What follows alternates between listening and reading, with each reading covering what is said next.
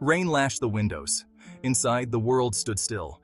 A crib, once filled with baby giggles, stood silent. Sarah clutched a tiny blue blanket, the scent of milk and lavender faint. Tears flowed, hot and silent. Her heart ached, a raw, gaping wound. Her husband, Mark, sat beside her, his face etched with pain. He reached for her hand, his touch a lifeline in a sea of despair. Their baby boy, gone too soon. The silence was deafening, a constant reminder of their loss. How could life be so cruel, snatching away their precious child? Days blurred into weeks. The world moved on, but Sarah remained trapped. Grief clung to her like a shroud, heavy and suffocating.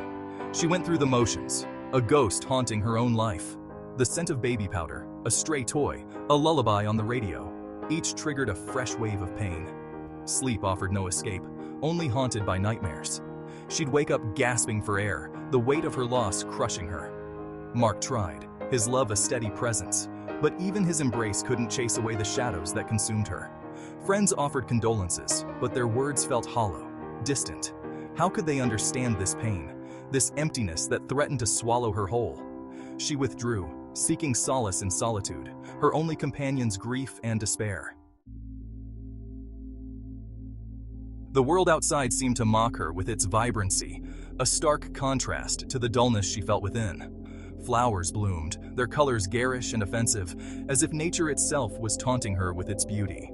Children's laughter, once a melody to her ears, now pierced her heart like shards of glass, a painful reminder of the joy she could no longer feel. The world was a cruel, beautiful paradox, and she was adrift in a sea of gray, unable to grasp the colors that once brought her happiness. Mark, ever patient and understanding, suggested counseling, hoping it might help her find a way out of the darkness. Sarah resisted.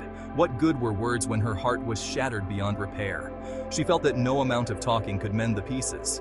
She saw pity in the eyes of strangers, felt the weight of their unspoken judgments, and it only deepened her sense of isolation. Isolation became her refuge, her prison. She withdrew from the world, finding solace in her solitude, even as it consumed her. One day, Mark brought home a stray dog, a scruffy mutt with soulful eyes that seemed to understand her pain. Sarah resisted, her heart too heavy for another commitment. She feared the responsibility and the potential for more heartache. But the dog, with its unwavering devotion and gentle nudges, slowly chipped away at the wall around her heart, offering a glimmer of hope. She began to take short walks, the dog a warm presence by her side. These walks became a small but significant step towards healing, a reminder that life still held moments of connection and warmth. The walks became longer, leading them further from the house, further from her grief. One day, she found herself at the park. Children played, their laughter echoing through the air. A pang of pain shot through her, but this time, it was different. Instead of overwhelming despair, she felt a flicker of warmth, a longing for the joy she had lost. Tears welled up, but these were different too. Tears of sorrow, yes, but also tears of hope, a recognition that life, however fragile, went on. That night, she agreed to see a therapist. The journey was arduous, painful, but with each session, she felt a sliver of her old self resurfacing. The therapist listened, offered guidance, but most importantly, she offered Sarah a safe space to grieve, to rage, to heal. Section 5. First step, uncertain future. Healing, she discovered, was not a linear path. There were good days and bad days, moments of joy punctuated by waves of grief. But she persevered, clinging to the hope that she could find a way to live, truly live again. She started volunteering at a local daycare, drawn to the innocent laughter and boundless energy of the children. At first, it was excruciating, a constant reminder of what she had lost. But gradually, the children's unadulterated love and joy began to chip away at the ice around her heart. Their tiny hands reaching for hers, their infectious laughter, their simple joys. They reminded her of the beauty that still existed in the world. She rediscovered the healing power of touch, of laughter, of connection. Section 6. The kindness of strangers. The other volunteers, many of them mothers themselves, welcomed her with open arms and understanding hearts. They didn't shy away from her grief, but offered a listening ear, a shoulder to cry on, a safe space to share her pain. They shared their own stories of loss, of resilience, of finding joy amidst the heartache. Sarah realized she wasn't alone. Her grief was unique, yes, but it was also universal, a shared human experience that connected her to others who had also known pain. Their empathy, their compassion, became a lifeline, pulling her back from the brink of despair. They taught her that healing wasn't about forgetting, but about learning to carry the love for her son in her heart, even as she embraced the possibility of joy again. Section 7. A New Dawn, a New Purpose. One day, while volunteering at the daycare, Sarah had an idea. She approached the director with a proposal, a support group for bereaved parents, a safe haven where they could grieve, share, and heal together. The director, her eyes filled with understanding, readily agreed. And so, Heartwarming was born, a testament to the enduring love of a parent, a space where grief and hope could coexist. Sarah poured her heart and soul into the group, finding solace in supporting others walking a similar path. Facilitating the group sessions, sharing her own journey, witnessing the healing power of shared grief and collective hope. It filled her with a sense of purpose she hadn't felt since her son's passing. Section 8. Echoes of Laughter.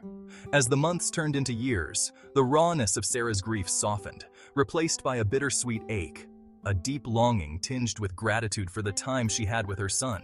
She often found herself reminiscing about the little moments, the laughter, and the joy he brought into her life. She still cried, still missed him with every fiber of her being, but she also found solace in the memories they shared. The laughter of the children at Heartwarming, their innocent joy and boundless energy, the shared tears and triumphs of the parents, created a tapestry of emotions that wove through her days. These moments filled her life with a different kind of joy, a joy that was born from shared experiences and mutual understanding. One evening, Mark found her gazing at a photo of their son. The room was quiet, the air thick with unspoken words. He put his arm around her, his touch familiar and comforting, a silent promise that they would get through this together. "He'd be proud of you," he whispered, his voice thick with emotion. His words were a balm to her aching heart. Sarah leaned into him, tears streaming down her face. She felt the weight of her grief, but also the strength of their love. Yes, she thought, he would be.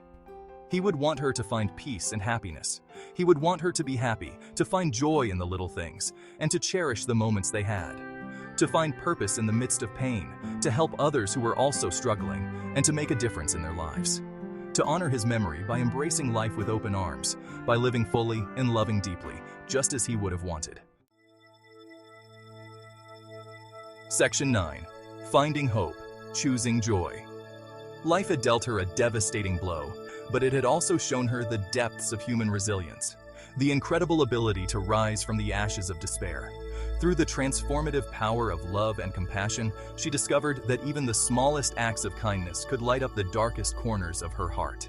She had found her purpose in the most unexpected of places, her pain forging a path to healing, both for herself and for others.